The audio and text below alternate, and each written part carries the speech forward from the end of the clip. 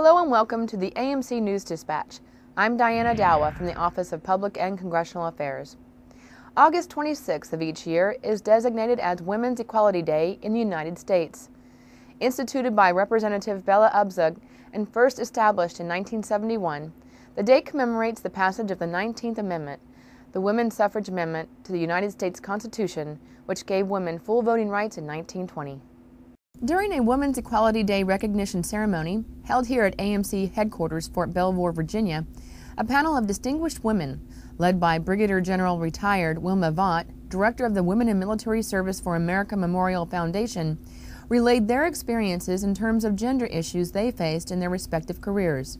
Since the formation of the Army Nurse Corps in 1901, we had women who were standing up, raising their right hand and swearing to support and defend the Constitution of the United States. And they couldn't vote. Ms. Terry Gurton, AMC Budget Director and G8, found that she never really felt her gender was an issue as a commissioned officer during her military service in the Army. In fact, a lot of the things that I found most attractive in the Army related to the fact that the Army tried so hard in so many ways to be gender neutral. Especially important to me was, and this may sound small, but the fact that the pay tables are published every year. And I knew that every other officer at my grade and with my time in service got paid the same as I did. Because I would read all the magazines about the gender pay gaps, and it was somehow comforting to know that in the military, where we were all expected at some point potentially to put our lives on the line, that it didn't matter whether you were male or female, that salary was not differentiated.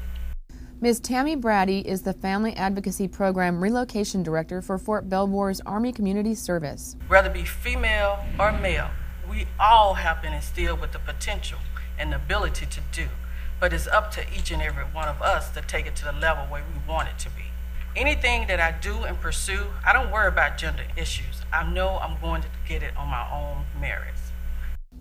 Ms. Linda Mills, Senior Labor and Employment Law Attorney in the General Law Division of the AMC Command Council, shared one of many personal stories during her career at Picatinny Arsenal. I actually do not have much of a temper, but I'm also not terrifically reserved. And I like to find a very practical, one of the things I do as a lawyer is I look for practical solutions. I very rarely meet with people and have big theoretical discussions. I know where I want to go and how to get there. That's sort of my hallmark. And I knew then too. So the next day I came in and I had a little chat with my boss and I said, I arranged to borrow a baseball bat. If you introduce me to as your secretary again, my bat is going to meet your head. And that was the last time I was introduced as the secretary. Miss Melinda Smith, Executive Assistant for AMC's Command Sergeant Major, attended the event. She said it is important to honor women of today and the past. There are some obstacles that we have to overcome. We have made great progress as women. Though the title says Women Equality, we are not equal. We are definitely on the right path with the recognition, but there's more that needs to be done. Brigadier General Vaught found the comments from the other panelists very interesting. In the case of the one who had gone to the academies, you saw a difference of a transition from the military, a successful military career, into a successful civilian career. And that would not have been possible 30 or 40 years ago. It never would have happened that she could make that transition into that kind of a job. That wraps up this week's News Dispatch. Thanks for watching.